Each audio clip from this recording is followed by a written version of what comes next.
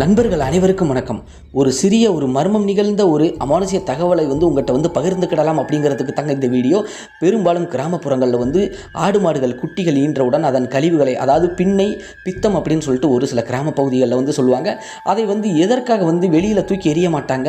ஒரு வேலியிலேயோ ஒரு பனை மரத்திலோ அப்படி இல்லைன்னா ஒரு நெல்லி மரத்தில் இதை போல் ஒரு சில மரங்களில் கட்டி தொங்க விட்டுருவாங்க. அப்படிங்கக்கூடிய காரணம் என்ன அப்படின்னு சொல்லி பார்த்தோம்னா, ஒரு சில வீடுகளில் ஆடு மாடுகள் குட்டி போட்ட உடனே அதை தூக்கி வீட்டுக்கு வெளியே போட்டுட்டோம் அப்படின்னா ஒரு சில நாய்களோ அப்படி இல்லை அப்படின்னா ஒரு சில விலங்கினங்கள் அதை சாப்பிட்டால் அந்த ஆடு மாடுகளுக்கு நோய்வாய்ப்பட வாய்ப்பு இருக்குது அப்படிங்கிற தகவலை விட இன்னொரு அதிகபட்ச ஒரு தகவல் என்ன, ஒரு அமானுஷ்ய தகவல் என்ன அப்படின்னா, அதை பேய் பிசாசுகள் உண்டு அந்த ஆடு மாடுகளை சுற்றி அந்த பகுதியை வளம் அந்த ஆடு மாடுகளுக்கு தீங்கி விளைவிக்கும் அப்படிங்கிறது வழக்கங்க. பெரும்பாலும் பனை மரத்தில் அப்படி இல்லைன்னா ஒரு கருவேல மரத்தில் வேலி மரங்களில் இதை தொங்க விட்டுருவது வழக்கம். அப்போ தான் ஒரு சில விலங்குகளுக்கு அது எட்டாது. இந்த காக்கை இது போன்றது அந்த வேலி மரங்களில் முள் மரங்களில் உள்ள போய் அதை சாப்பிட முடியாது அப்படிங்கக்கூடிய காரணத்தினால அதை ஒரு பொட்டனை மாதிரி கட்டி மரத்தில் தொங்க விட்டுறது வழக்கமாக இருந்து வருதுங்க.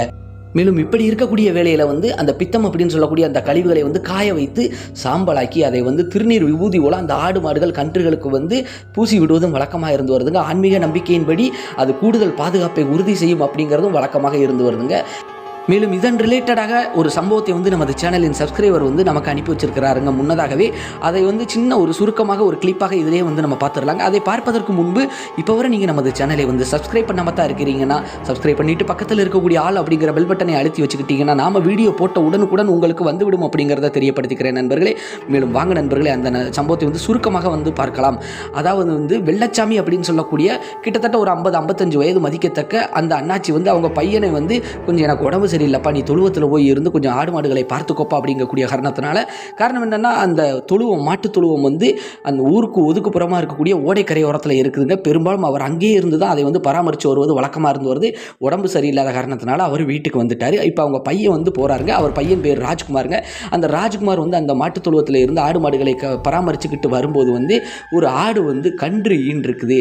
உடனடியாக அவங்க பெரியப்பா அவங்க சொந்த பந்தம்லாம் அந்த கன்று ஈன்று கொடுக்கும்போது கொஞ்சம் உதவியாக இருந்துட்டு, ஏன்னா அப்பாவுக்கு உடம்பு சரியில்லை, வீட்டில் இருக்கார் இல்லையா, அந்த கழிவு இந்த பித்தத்தை கொண்டு போய் ஆற்றுக்குள்ளே ஓடக்கரை ஓரத்தில் போய் புதைச்சிட்டு வந்திருப்பா அப்படின்னு சொல்லி கொடுத்துருக்குறாங்க. அவர் அதை எடுத்துகிட்டு போய் அதை புதைப்பதற்கு அவர் கொஞ்சம் மலைச்சிட்டாருங்க. அது ஒரு நடுமத்தியான வேலை மாதிரி தாங்க இருந்து வருது. அப்படி இருக்கக்கூடிய வேலையில் இந்த நேரத்தில் போய் நம்ம இந்த வேகாத வெயிலை புதைச்சிட்டு வரோம் அப்படின்னு சொல்லிட்டு அப்படியே சுற்றி முற்றி பார்க்கும்போது ஒரு வெள்ளை துணி அப்பாவுடைய வேஷ்டி அங்கிட்டு இருந்திருக்கு. அதை எடுத்துகிட்டு அந்த பித்தத்தை எல்லாம் எடுத்து கட்டி கொண்டு போய் அப்படியே அந்த ஓடைக்கரை ஓரத்தில் போய்கிட்டு இருக்கும்போதே ஒரு பெரிய ஒரு கருவேல மரத்தை அவர் பார்க்குறாருங்க.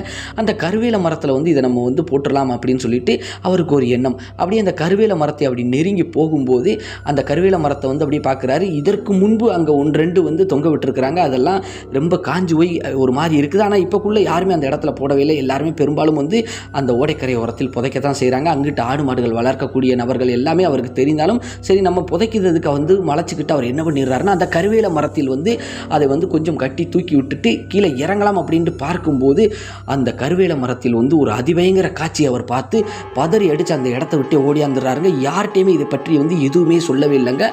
காரணம் என்ன அப்படின்னு சொல்லி பார்த்தோம்னா, ஓடைக்கரை ஓரத்தில் தான் இவர் ராஜ்குமாரை புதைக்க சொல்லியிருக்காங்க. அவர் தான் போய் அந்த கருவேல மரத்தில் போய் எரிஞ்சிட்டு வந்திருக்கிறாரு. இது தெரிஞ்சிருச்சு அப்படின்னு சொல்லி பார்த்தோம்னா, வீட்டில் உள்ளவங்க சொந்த பந்தங்கள் எல்லாருமே நம்மளை கண்ட மனைக்கு திட்டுவாங்க அப்படின்னு சொல்லிட்டு நாம தான் அடிச்சு பிடிச்சி தப்பிச்சு ஓடியாண்டமே, இனிமேல் நமக்கு எந்த ஒரு பிரச்சனையும் இல்லை அப்படின்னு சொல்லிட்டு மனதைரியத்தோட தாங்க இருக்கிறாரு. கொஞ்சம் பயம் இருந்தாலும் அதை வெளிக்காட்டிக்கிடாமல் இருக்கிறாருங்க. ஆனால் அதற்கப்புறம் அவங்களுக்கு நடந்த ஒரு சில அதிபயங்கர அமானுஷ்ய சம்பவத்தை காண நமது சேனலுடன் இணைந்திருங்கள் நண்பர்களே. நாளையோ இல்லை நாளை மறுநாளோ கண்டிப்பாக நமது சேனலில் இதனுடைய முழு காணொளி வரும் அப்படிங்கிறத தெரியப்படுத்திக்கிறேன் நண்பர்களே. மேலும் நன்றி, வணக்கம் நண்பர்களே. நாம் அடுத்த காணொளியில் சந்திப்போம்.